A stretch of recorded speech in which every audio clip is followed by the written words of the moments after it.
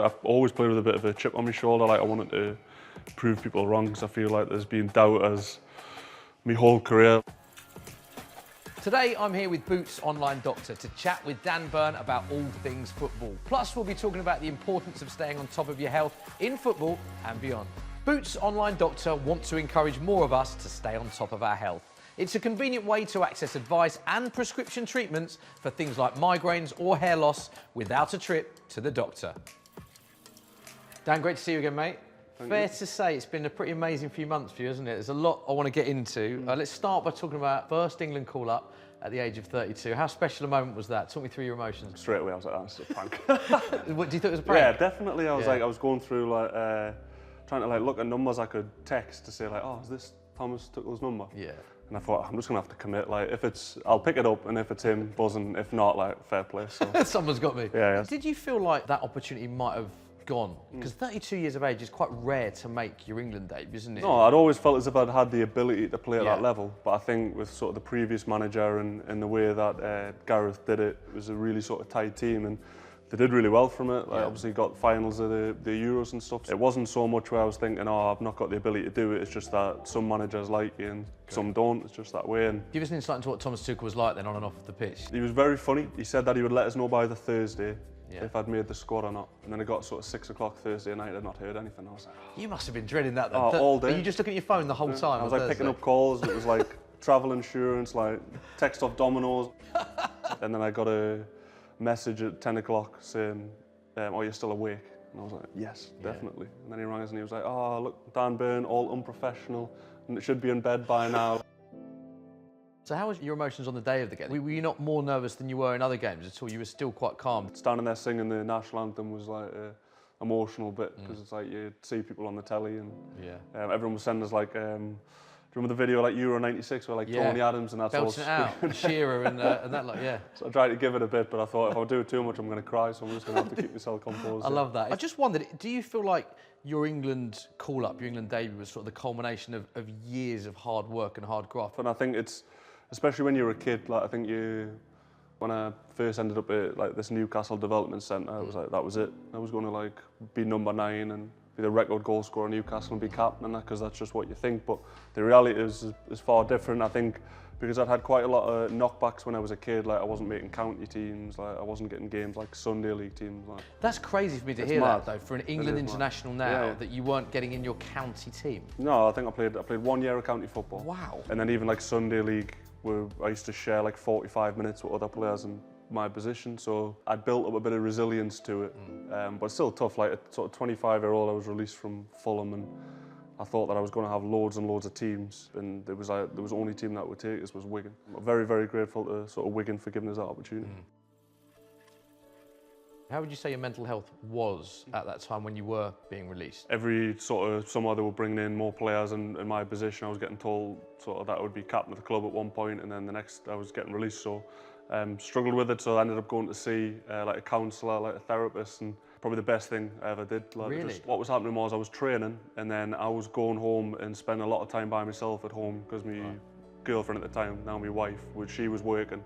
And I was down London away from all my family, and I was just sort of like sitting on my own thoughts constantly, and it was, sort of just went to a little, like, a sort of downward spiral. But then I went and saw someone that explained like why you were feeling that way, and gave us sort of tools to help when I'm sort of having those thoughts that just make it a lot easier. So it was good, and I still use a lot of it now, and a lot of it was being able to control what you can control. I used to worry a lot about things that I couldn't really have any difference over, do you know what I mean? I don't know exactly what you mean by that actually, because I've had therapy in the past and it was exactly that. It's also finding the right therapist sometimes, isn't it? I think so, and I think therapy isn't for everyone, so I think there's lots of different things that you can do. Like I know I've had like sort of family members and friends that have used therapists who haven't getting on as well as that, but it's like there's all the other things you can do. Like there's groups that people just sort of getting out and having a bit of exercise and having conversations with people that you think at that time you're the only person going through that. Spot on. And everybody has stuff going on, but you just don't really see it. And I was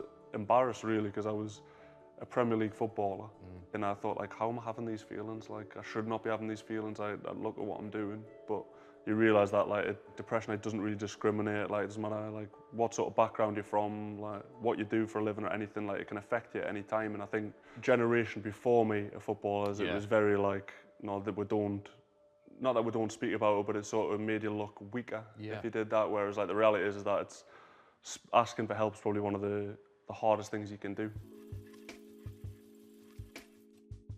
Am I right in thinking you were a goalkeeper to start with? So what's Dan Burn like in sticks? Yeah, probably not great now. But if I knew I was going to be this tall, I probably would have stayed in that. But I think it was, cover a lot of the goal. Yeah. I think it was more because my mates were playing, and it was an hour where I didn't get to see them. So went there, and I probably wasn't great. I was quite tall, so I got stuck in net. Do you think that's a big part of your journey then? It sort of sparked a fire in your belly. It gave you that sort of grounding. It gave you that perspective that it made you work harder for where you are now, effectively. Yeah, just sort of. I always played with a bit of a chip on my shoulder. Like, I wanted to prove people wrong, because I feel like there's been doubt as my whole career. I just felt as if I was always just trying to, like, everyone who doubted is just sort of proving them wrong, and it's just driven us to sort of keep doing that. Like, there'll be people now who saying I shouldn't be playing for England, but does that frustrate you? You said you've had doubters throughout your entire career. Yeah, I just use it as sort of fuel, do you know what I mean? And like, listen, that might be just me mentally, you know what I mean? I don't really care. The only opinion that matters to me is the manager and my own, because I'm my own worst critic anyway. But you've had quite a few quite big injuries. Yeah. How do you deal with those sort of setbacks? And talk us through a sort of typical day of a footballer when you are injured. Is it quite a lonely place mentally as well as physically? Yeah, because you're not with the lads, so even though that you see them every day, when you're not out on the pitch, you're not having that experience with them. So I find being injured harder than actually playing, especially when it comes to fitness stuff, because everything's by yourself. My last one was when I broke my back, so I couldn't pick anything up. Like, even like going home with my kids, like I wasn't allowed to like pick the kids up, so you feel as if like you're just wandering about the place. I want to talk to you about nutrition now, because you are 6'7", you're a big lad. Talk to me about a typical day as Dan Burn, what you're eating and how many calories you have to have on a typical day. Yeah, a lot, 5,000 maybe. 5,000 calories? I reckon I'm on a good day, like I'm hitting 5,000 calories. But I think that's the big difference as well. So like when I was first coming through, when I went to Darlington, like before we played on a Saturday, I would have like pizza Friday, so I'd like order a pizza, and I'd like, because I had no nutritional advice, didn't have a nutritionist there, so it was just like, well, that's just what I did. Now, like, I would never even dare do that. Wouldn't you not know, yeah. So it's more like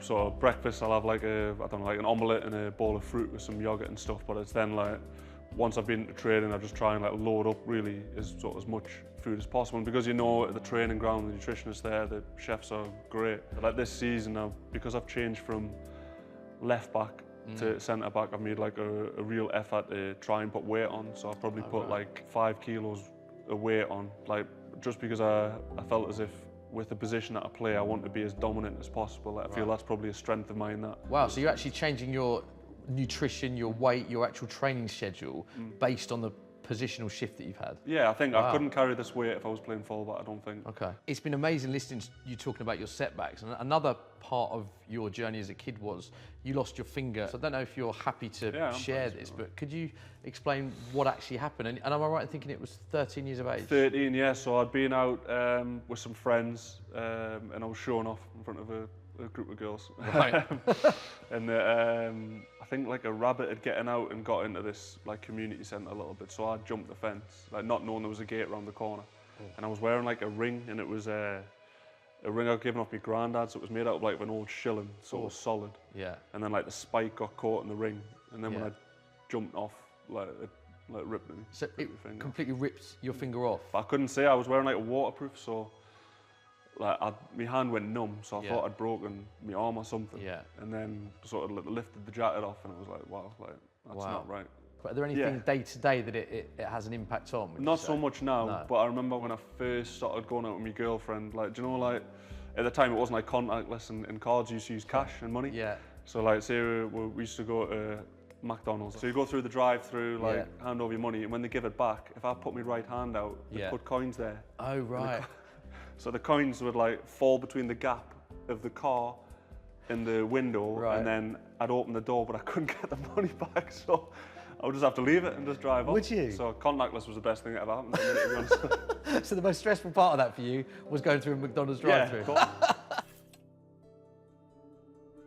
And you're at a club now where I think it's fair to say a lot is made of the mental as well as the physical side of it. I know Eddie Howe and yourself and a lot of your teammates are big on that. There's something called Timeline that you do at Newcastle. Can you explain what that is exactly? You could speak about anything for 10 minutes, but it tends to be like the lads speak about their life growing up and then their career and how you got to it. And in front of the whole squad, is it? In front of the squad, yeah. Wow. Which is good because I feel like it's, when you're at training, they're quite superficial. It's like, oh, how are you? What you've been doing? Where you don't really have those conversations where like, oh, what was it like growing up? And because everyone does them, you're sort of, everyone's on the same page. And you're part of the leadership group as well, aren't you? So just remind us who's in that leadership group and what sort of your role is. This season it was me, Bruno, Jacob Murphy, Jamal Sells, Callum Wilson and Kieran Trippier. Okay. So it's like for me anyway, I feel like I like to lead by example. So I don't mind speaking and doing stuff in the change room, but I feel like I want to show like the younger lads or the people in there, like this is the way I do it and what I believe is right, and I don't want to cut corners. Like. So now we're going to talk about the recent cup final. You score in the game, you win the game, you get man of the match. I mean, it's something out of a Hollywood script, isn't it? And aside from all of that, you win Newcastle's first domestic cup final for 70 years. But yeah, it was just an amazing day. I just was desperate to finally win something. I think it had been such a long time, and the preparation for that game, I think, was just perfect for how we went about the game. Different to the first one? Yeah, loads different. Really? I think like the first time it was more like we were surprised that we got there and it was made up to be like such a big thing. Okay. But we had that experience of that first one the second time. Yeah. And we just sort of treated it like another game. We had a game plan and everyone was sort of really focused, and obviously being able to sort of score in a cup final was... You must have been buzzing when that hit the back of the Yeah, I was. Top header as well, by the way. No, it was good, and I think like it'll never happen again. Do you know what I mean? Like, Do you if know I get what I that chance, no. I think it was like just one of those things where it was like a once in a lifetime thing. And Geordie mania, wasn't it? It's I crazy. mean, is it surreal celebrating with Alan Shearer, who's your hero, wasn't he, as a kid? You used to be in the garden shouting Shearer, and he's now celebrating with you. Yeah. You've done something that he couldn't do, like you said, winning a trophy for Newcastle.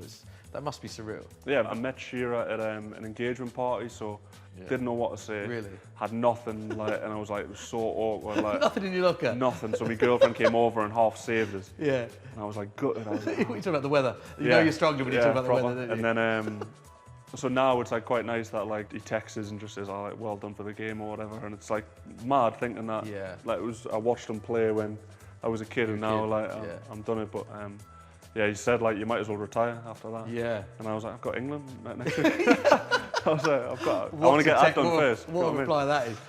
Amazing week, amazing few months, as you said. I just wonder what your sort of aims and ambitions are that you want to achieve for now and the end of your career. Now that I'm made in England camp, like it'd be great if I could make more, and I think it's just about trying to hit those camps as much as possible, because it's like the World Cup was something that like was nowhere, like not even on my radar. But now that you've made that first camp, it sort of like lit that fire that like I could do that. Like I've sort of feel as if I'm keep making them camps, why not? I back myself. Like I feel as if I can do that. I've got the ability to do that. Gonna bust out the iconic Dan Burn dance again? Honestly, if that's what it takes to win the World Cup or something, I'd do that every day of the week. Love that. Just finally, before we go, obviously Boots Online Doctor is all about being proactive with your health and seeking advice without going to the doctor. I just wondered what advice you'd have, because you've spoken so honestly and openly about your own journey and the battles you've overcome. So just what advice you'd have for people that might be struggling? It obviously depending on what you're struggling with, but I think just speak to people, look after yourself, and then the most important thing would be ask for help, because there's always someone that can offer. Great advice. Dan, I've got to say it's been amazing chatting to you again. I think you've been so honest with it, and I feel like surely with everything you've achieved, there's a Hollywood movie coming soon. Dan Burn the movie, I can see it I'll there. be happy with that. Top man. Boots Online Doctor want to encourage more of us to stay on top of our health. It's a convenient way to access advice and prescription treatments for things like migraines or hair loss without a trip to the doctor. For more information, click the link below.